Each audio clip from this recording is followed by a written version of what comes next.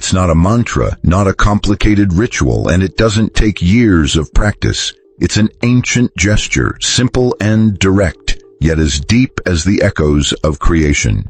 It involves gently tapping your chest, right in the center, over the sternum, where a small gland lies mostly forgotten by modern science, but honored by traditional initiations. The thymus. Doing this 1,000 times isn't about mindless repetition. It's a practice of power. It's a physical vibration that reaches into the unseen. By tapping that spot with focus and rhythm, you start to awaken your highest energy, not like an uncontrolled burst, but like an underground river breaking through rock and flowing freely. Most people get stuck in their heads, distracted, scattered. Their vital energy is spread thin, locked in autopilot routines. But you're not here for that. You've come to this message because a part of you wants to reconnect with the body's language as a sacred tool. In this video, we'll explore something that might sound unbelievable, but is as real as your breath. How gently tapping your thymus 1,000 times with care and intention can activate your energy fields, unlock your nervous system, and reprogram your subconscious. This practice is linked to ancient mystical traditions that viewed the body as a temple and every movement as a form of alchemy. How this simple act can become a kind of physical prayer, a devotion that shifts your vibration without saying a word. But this isn't a medical video. We're not just talking about the thymus as a gland. We're talking about it as a gateway between worlds, like the soul's drum that answers when called. Each tap is a key, each repetition a chant. You don't have to believe it, you just have to do it, feel it, and keep going. So open your heart, let go of doubt, and let this simple motion become your gateway to an energy that's been inside you all along. 1,000 taps, one transformation. Welcome to the practice that turns the body into prayer and rhythm into power. Since the dawn of time, the wise people of the oldest cultures knew something modern science is only beginning to understand. The body isn't just flesh, it's symbol, antenna, and channel. It's not a passive container for the soul, but an active bridge between what's seen and unseen. Inside the body, there are spots that act like doors. One of these, probably the most overlooked today, is the center of the chest. In ancient Egypt, priests used ritual staffs to touch specific points on the body during ceremonies. One of those points was right in the middle of the chest, where later the thymus gland would be identified. The Egyptians didn't call it the thymus, of course, but they knew that by stimulating that area with rhythm and reverence, the soul would respond. The body would shift frequency, and something deep inside would open. In Vedic India, this spot is called Anahata, the fourth chakra, the center of love, truth, and vibration, untouched by conflict. It's the subtle sound. Interestingly, Anahata is also linked to air, rhythm, and a kind of energy that moves not by words, but by bodily resonance. When you stimulate that region, the compassionate soul wakes up, blocked emotions are cleared, and a bridge forms between higher mind and heart's will. In South American shamanic traditions, cleansing rituals included rhythmic slaps on certain body points, paired with chants. The chest center was key, not hit hard, but tapped with vibrational intention in time with the drum, as if tuning the body itself. Among Tibetan monks, practices like Tsalung and Trul Kor, energetic yoga systems, included precise chest movements and taps with accompanying mantras. These weren't just physical exercises, but sacred practices to open internal channels, break heavy patterns, and let vital energy flow freely. Across these cultures, we see the same theme: the body as a spiritual instrument, and within it, the energetic heart, the thymus, as a sacred drum that can be awakened, tuned, and used as an inner oracle. Modern science links the thymus to the immune system and notes it shrinks with age. But spiritual traditions add something deeper. When the soul dims, the thymus sleeps. When the soul ignites, the thymus wakes. One way to wake it is through gentle, conscious tapping. A call, a code, 1,000 times, like war drums announcing a new self, like ancient chants echoing inside your inner temple. This isn't just a movement, but an ancient gesture, a remembering of the lost language between body and spirit. In a world that worships the mind and dismisses the body, any physical act with spiritual intention might seem strange or even crazy. But anyone who's felt that inner vibration after a conscious movement knows there's ancient wisdom encoded in flesh, bone, and vibration. Tapping your chest softly 1,000 times with focus and rhythm isn't superstition, it's a powerful technique. A key that, when used right, can break mental patterns, open energetic flows, and rewrite the hidden language of your subconscious. Why? Let's start with the thymus gland, just behind the sternum. Biologically, it helps mature T cells, essential for the immune system. That's where science stops. But in spiritual terms, the thymus is much more. It's the sanctuary of vital energy, a gland that vibrates with our subtlest emotions. When we're sad, the thymus contracts. When hopeful, it expands. It's like a spiritual sensor, a thermometer of the soul. Most importantly, it responds to rhythmic touch, like a shaman's drum, not because it enjoys being tapped, but because rhythm wakes it up. The 1,000 taps isn't random. In many mystical traditions, 1,000 symbolizes the sacred repeated until fully absorbed. In alchemy, it means full transformation. In Buddhist meditation, mantras and visualizations are repeated thousands of times to break ego inertia and create new pathways of awareness. Tapping the chest 1,000 times is a kind of bodily alchemy, and that's where the second part comes in. The energetic field. The heart, both physically and energetically, is the area of strongest electromagnetic charge in the human body. Tapping the thymus in that same spot creates tiny vibrations that ripple through the autonomic nervous system, especially the vagus nerve, which connects directly to the heart, brain, and gut. In other words, it's a bridge between emotion, thought, and action. These vibrations trigger an internal reset. The brain starts to recognize the movement as a steady pattern, and finding no obvious external cause, it relaxes and opens up. The doors to the subconscious swing wide. You enter a threshold where logic steps back and symbolism takes the lead. This is where the tapping becomes reprogramming. Each tap is a silent affirmation, each repetition a vibrational command. Wake up, reconnect, remember, and something deeper happens. The body, which too often has been an instrument of repression or autopilot, now becomes the priest of its own temple. With every touch, skin, bone, and rhythm come together in a symphony, a prayer without words. This gesture doesn't need thinking, it needs presence. It's not the number that transforms you, but the devotion behind it. 1,000 taps done without care do nothing, but 1,000 taps done with respect, attention, and pure intention can break stuck life patterns, uncover buried trauma, and plant new energetic programming. Here, the hidden power of the physical shows itself. The body stops being a prison and becomes ritual, a ritual of strength, vibration, and release. And there's more. When practiced consistently, this movement creates effects beyond the body. But to understand that, we have to go deeper. At some point, repeating this gesture, tapping the chest gently and intentionally 1,000 times, starts to go beyond the physical.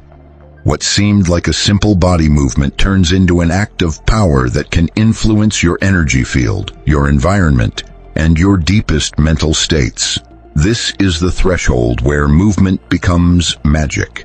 Remember, the universe doesn't respond to words, but to vibration. It isn't moved by empty prayers, but by coherent frequency. And vibration isn't just sound. Repeated movement done with focused intention is embodied vibration. Each tap on your chest, when mindful, sends a subtle wave through your energetic system like a bell being struck. These waves don't stop at the skin. They travel along energy pathways, pass through your aura layers, and fine-tune your personal vibration to a new pattern. And here something extraordinary happens. Your energy field begins to shift. Those who've practiced this for days, weeks, or full lunar cycles report experiences like feeling their energy expand, changes in time perception, clearer emotions, more vivid dreams, and even synchronicities in daily life. Why? Because as ancient spiritual schools teach, these practices don't just work on the body but on the code behind the reality you experience. When you tap your chest with high intention, you're not just rewiring your nervous system or activating your thymus.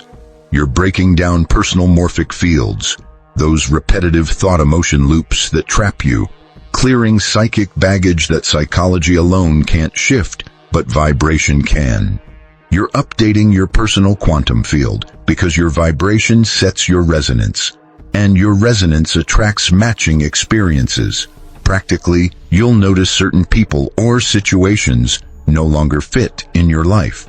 It's not them changing, it's that you're no longer on the same frequency. By activating the thymus, you awaken your spiritual radar, a compass that filters out what doesn't align with your deepest truth. And one of the biggest effects is internal coherence becoming irresistible. You can't lie to yourself anymore. You can't act out of obligation without feeling empty. Your body starts rejecting you when you betray your essence because your instrument has been finely tuned. The drum of your chest is synced to a higher rhythm. Many traditions say when the heart beats in tune with the heavens, the world answers back. This isn't poetry, it's energetic physics. The harmony between thymus, heart, intention, and mind creates a vibrational wave so pure it starts to order your surrounding reality. It's like changing the background music of your life. Everything out of sync with that new rhythm fades away. But be careful, this isn't an escape or a way to control the world. It's an act of reverence. You don't tap your chest to manipulate life. You do it to remember who you are beyond it. And by remembering, all that's false begins to dissolve, thousands of times a day, and little by little, the world you knew dies to make space for a new one. More aligned, more yours, more real. A world where the heart isn't just an organ, but a throne, and the thymus, its sacred drum. One of the most powerful lessons from this practice is simple and revolutionary. You don't need intellectual understanding to transform your energy. We're trapped in the idea that only what we understand with our minds really matters. But the soul, as ancient wisdom teaches, responds not to analysis but to vibrational presence.